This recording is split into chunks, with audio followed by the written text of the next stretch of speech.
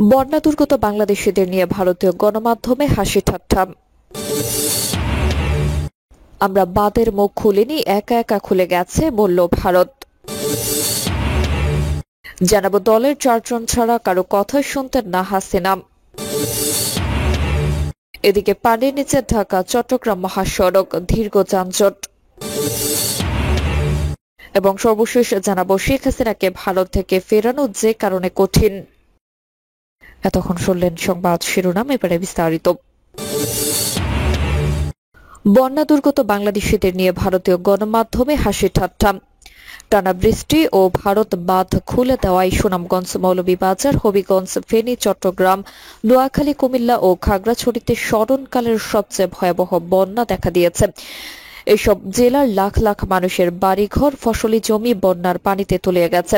যেসব এলাকায় তৈরি হয়েছে মানবিক বিপর্যয়।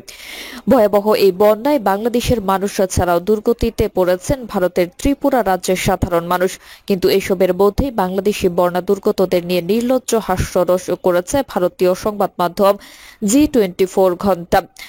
তারা বাংলাদেশিদের দুঃখ দুর্দশাকে প্রহসন করে সংবাদ প্রকাশ করেছে। সংবাদের শিরোনামে লেখা হয়েছে, ভারত ছাড়ল জল, হাবুডুবু খেতে খেতে বাংলাদেশের কাতর আর জীব। জি20 ঘণ্টার মতো সংবাদ মাধ্যমে এমন শিরোনাম দেখে সামাজিক যোগাযোগ মাধ্যমে ক্ষোভ প্রকাশ করেছেন নেটিজেনেরা। তারা অনেকেই দাবি করেছেন বাংলাদেশিদের বন্যার পানিতে ইচ্ছে করে ডুবিয়েছে ভারত। তারা কোনো পূর্ব সতর্কতা ছাড়া রাতের আধারে বাঁধ খুলে দিয়েছে। গত 2 দিন ধরে ভারতের ত্রিপুরায় অস্বাভাবিক বৃষ্টি হয়েছে। এতে রাজ্যটির প্রায় সব জায়গায় বন্যার সৃষ্টি হয়েছে। বন্যার পানি যেন উপচে না পড়ে সেজন্য গতকাল মঙ্গলবার রাতে গোমতী নদীতে তৈরি করা ডিম্বুর জলাধার বাঁধ খুলে দেওয়া হয়। বাঁধ খোলার পর বাংলাদেশের কুমিল্লা দিয়ে পানি আসা শুরু করে। এছাড়া অল্প সময়ের মধ্যে বন্যার পানিতে তলিয়ে যায় পুরো ফেনী জেলা।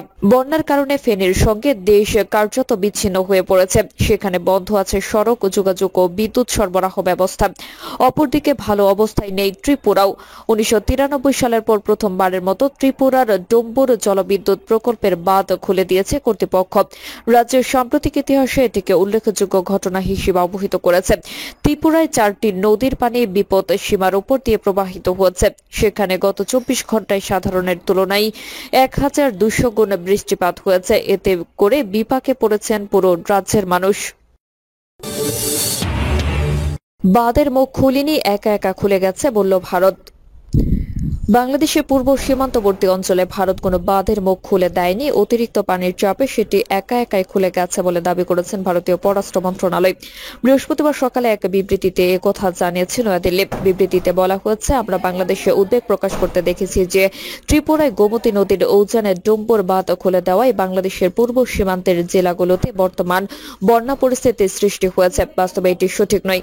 নয়াদিল্লির দাবি, ভারত ও বাংলাদেশের মধ্য দিয়ে প্রবাহিত গোমতী নদীর ক্যাচমেন্ট এলাকায় কয়েকদিন ধরে এই বছরের সবচেয়ে বেশি বৃষ্টিপাত হয়েছে।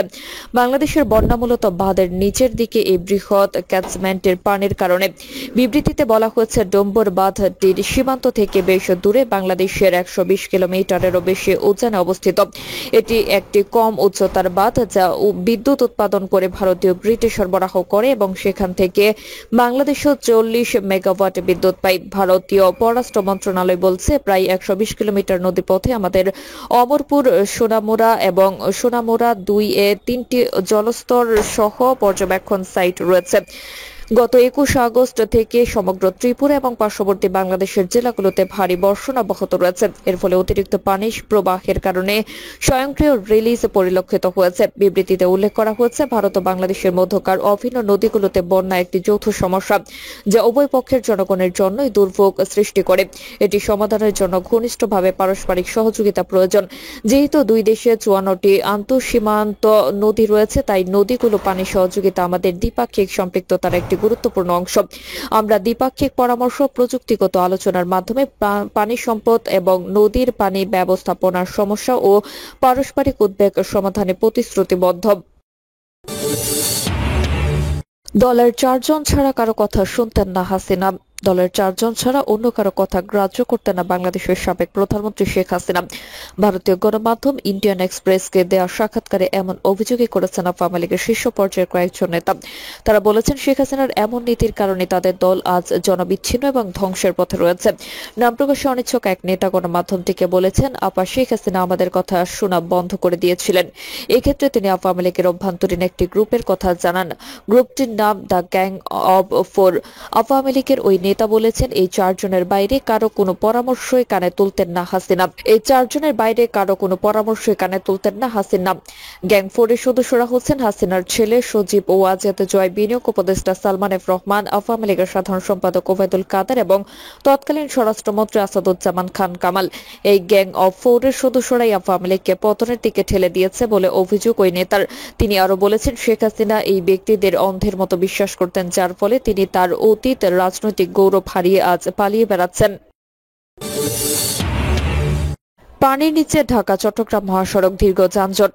টানা বৃষ্টি ও ভারতের উজান থেকে নেমে আসা পাহাড়ি ঢলে ঢাকা চট্টগ্রাম মহাসড়কের কুমিল্লার 14 গ্রাম হাঁটুপানিতে তলিয়ে গেছে। এতে সড়কে যান চলাচল ব্যাহত হচ্ছে। খোঁজ নিয়ে জানা গেছে, মহাসড়কের উপজেলার নবগ্রাম রাস্তার মাথা থেকে 14 গ্রাম বাজার পর্যন্ত প্রায় 2 কিলোমিটার সড়ক পানিতে ডুবে গেছে। সড়ক ডুবে যাওয়ায় যানবাহন ধীরগতিতে চলাচল করছে, ফলে 5 কিলোমিটার দীর্ঘ যানজট তৈরি হয়েছে। পরিবহন চালক জহির আলী জানান, কালীর বাজারের পর থেকে সড়কে হাঁটুপানি, ফলে গাড়ি চালানো অনেক কষ্টকর। ধীরগতি হওয়ায় সড়কে যানজট লেগেছে। সুলাইমান নামের এক গাড়ি চালক বলেন, মহাসড়কে হাঁটুপানি আমার বয়সে কখনো দেখিনি। জীবনের ঝুঁকি নিয়ে গাড়ি চালাচ্ছি। এদিকে অব্যাহত বৃষ্টি ও ভারত থেকে ধেয়ে আসা পানিতে ক্রমেই ফুসে উঠেছে কুমিল্লার গোমতী নদী।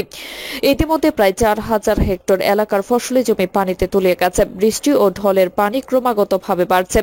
দ্রুতই দুকুল ছাপিয়ে ভয়াবহ বন্যার কবলে পড়বে বলে আশঙ্কা স্থানীয় বাসিন্দাদের। বৃহস্পতিবার সকাল 7টা পর্যন্ত পানি বিপদসীমার 70 সেন্টিমিটার উপর দিয়ে প্রবাহিত হচ্ছে। ডাকাতিয়া ও কাকড়ি নদীর পানি বেড়ে গিয়ে কুমিল্লার 14 গ্রাম, নাঙ্গলকোট উপজেলা সহ অধিকাংশ এলাকার ফসলি জমি সহ বসতবাড়ি, পশু পাখির খামার ভেসে যাওয়া সহ চলাচল ব্যবস্থা চরমভাবে বাধাগ্রস্ত হয়েছে। দেশের উত্তর পূর্বাঞ্চলের নদ নদীর পানি হঠাৎ যেন ফুসে উঠেছে। এইসব নদীর পানিতে 10 জেলায় ভয়াবহ বন্যা দেখা দিয়েছে। এর আগে খাগড়াছড়ির দীঘিনালায়, নোয়াখালীর 8 উপজেলায়, ব্রাহ্মণবাড়িয়া, রাখাউড়া ও কসবা, রাঙ্গামাটির সাজেক, কুমিল্লা, ফেনী, মৌলভীবাজারের 2টি উপজেলা, চট্টগ্রামের মিরসরাই, চাঁদপুর, সিলেট ও হবিগঞ্জে বন্যা পরিস্থিতি সৃষ্টি হয়েছে। বুধবার নোয়াখালীতে জলাবদ্ধতা পরিস্থিতি আরও অবনতি হয়। রাস্তা ডুবে যাওয়ায় সাজেকে 2 শতাধিক পর্যটক আটকা পড়েছেন। ফেনীতে সেনাবাহিনী ও কোস্ট গার্ডের সহায়তা চেয়েছে জেলা প্রশাসন। সিলেটে পানি বাড়ছে। অন্যদিকে খোয়াই নদীর পানি বিপদসীমার 190 সেন্টিমিটার উপর দিয়ে প্রবাহিত হচ্ছে। তবে 3 দিনের মধ্যে স্বাভাবিক হয়ে আসবে বলে মনে করেছে পানি উন্নয়ন বোর্ডের বন্যা পূর্বাভাস ও সতর্কীকরণ কেন্দ্র। শেখ হাসিনাকে ভারত থেকে ফেরানো যে কারণে কঠিন। শেখ হাসিনা ছাত্র জনতার ব্যাপক বিক্ষোভের মুখে গত 5 আগস্ট প্রধানমন্ত্রী পদ থেকে ক্ষমতাচ্যুত হয়ে পালিয়ে ভারতে আশ্রয় নিয়েছেন। তার দেশ ছেড়ে চলে যাওয়ার পর অন্তর্বর্তীকালীন সরকার দায়িত্ব নিয়েছে। হত্যা ও গুম সহ নানা অভিযোগে তার বিরুদ্ধে দায়ের হচ্ছে একের পর এক মামলা। আর এতেই প্রশ্ন উঠেছে, ক্ষমতাচ্যুত হয়ে পালিয়ে যাওয়া সাবেক প্রধানমন্ত্রীকে কি বাংলাদেশে ফিরিয়ে আনা সম্ভব? আর বাংলাদেশের পক্ষ থেকে শেখ হাসিনাকে ফেরত চাওয়া হলে ভারতের সামনে অপশনই বা কি থাকবে? অন্তর্বর্তী সরকারের পররাষ্ট্র উপদেষ্টা তৌহিদ হোসেন গত 15 আগস্ট বার্তা সংস্থা রয়টার্সের সঙ্গে এক সাক্ষাৎকারে বলেছেন, শেখ হাসিনা ক্ষমতাচ্যুত হওয়ার পর তার বিরুদ্ধে বেশ কয়েকটি মামলা হয়েছে। দেশের স্বরাষ্ট্র আইন এই 2 মন্ত্রীর সিদ্ধান্ত নেওয়া উচিত। তাকে এখন দেশে ফিরিয়ে আনা দরকার। বাংলাদেশ ও ভারতের মধ্যে বন্দী প্রত্যাপন চুক্তি রয়েছে। 2013 সালে 2টি দেশ প্রত্যাপন চুক্তি স্বাক্ষর করে। 2 দেশের মধ্যে পলাতক বন্দী বিনিময় সহজ ও দ্রুত করতে 2016 সালে এটি আবারও সংশোধন করা হয়। চুক্তি অনুযায়ী যদি কোনো ব্যক্তির নামে মামলা বা অভিযোগ দায়ের হয় বা তিনি দোষী সাব্যস্ত হন অথবা দেশের আদালতের কর্তৃক প্রত্যর্পণযোগ্য অপরাধ করার জন্য তাকে ফেরত চাওয়া হয়, তাহলে তাকে ফেরত দেবে বাংলাদেশ ও ভারত। প্রত্যর্পণযোগ্য অপরাধ বলতে চুক্তিতে সর্বনিম্ন 1 বছরের কারাদণ্ড হয় এমন অপরাধকে বলা হয়েছে। এর মধ্যে আর্থিক অপরাধ রয়েছে। তবে কোনো অপরাধ প্রত্যর্পণযোগ্য হওয়ার জন্য দ্বৈত অপরাধের নীতি অবশ্যই প্রযোজ্য হবে।